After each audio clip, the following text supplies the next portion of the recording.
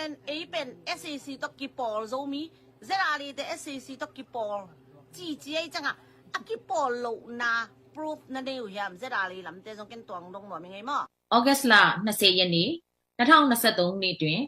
PDF ထံသို့လက်နက်အပြည့်စုံနဲ့အလင်းဝင်လာခဲ့တဲ့ရဲတပ်သား2ယောက်ရဲ့သတင်းအပြည့်စုံကိုမြင်းမြန်းတင်ဆက်သွားမှာဖြစ်ပါတယ်ရှင်။ဒီမောင်လေးတို့တယောက်စီရဲ့တာဝန်ထမ်းဆောင်ခဲ့တဲ့မြို့နယ်နဲ့တာဝန်ကိုပိုင်နံပါတ်နဲ့နာမည်တို့ကိုပြောပြပေးလို့ရမလားရှင်။ ဟုတ်ကဲ့ရပါတယ်။တာဝန်ထမ်းဆောင်ခဲ့တဲ့နေရာတီးတဲ့မြို့မှာရဲစခန်းပါ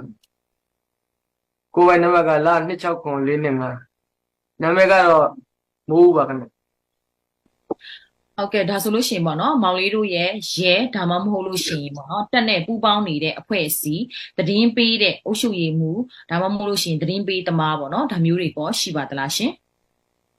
ဟုတ်ကဲ့ရှိပါတယ်ဟိုမှာလည်းမကောင်ပါတယ်ရှိပါတယ်ပြီးတော့သူတို့ပေးတဲ့တင်လက်လောကအတိအကျအမှန်ကန်ပြီးတော့ပါဟုတ်ပြီးတော့ဗလက်စစ်တာနဲ့ပေါ်နေဖွဲ့ပေါ့နော်သူတို့လည်းအင်အားပေါ့နော်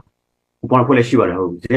ပေါ့နော်သူတို့လည်းနဲ့စစ်တာတွေကသူတို့လည်းနဲ့တာဆင်ထားတယ်လို့အဲ့လိုတင်ကြားတယ်ဟုတ် ဘယ်အဖွဲ့လဲမောင်လေးအဖွဲ့နာမည်ပြန်ပြောပေးလို့ရမလား ပြပါပြီ စရာရီ ဟုတ် ဒါဆိုလို့ရှိရင်သူတို့ကတက်နဲ့ပူးပေါင်းတယ်တက်ကသူတို့ကိုလက်နဲ့တက်ဆင်ပေးတာလားမောင်လေး ဟုတ်ကဲ့ပါလည်းနဲ့တာဆင်ပြီးတယ်လို့ကြားရတယ်ဟုတ်တယ် ဟုတ်ကဲ့ဆိုတော့သတင်းလာပေးတဲ့အခါမှာလည်းပေးတဲ့သတင်းတွေအကုန်လုံးကလည်းမှန်ကန်မှုရှိတာပေါ့နော် ဟုတ်ကဲ့ပါမှန်ကန်မှုရှိပါတယ်ဟုတ်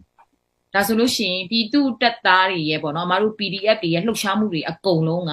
တက်နဲ့ရဲစခန်းထဲမှာအများနဲ့သတင်းရရှိနေတာပေါ့နော်ဒါဆိုရင် ဟုတ်ကဲ့ပါဟုတ်တယ်သတင်းရရှိနေပါဟုတ်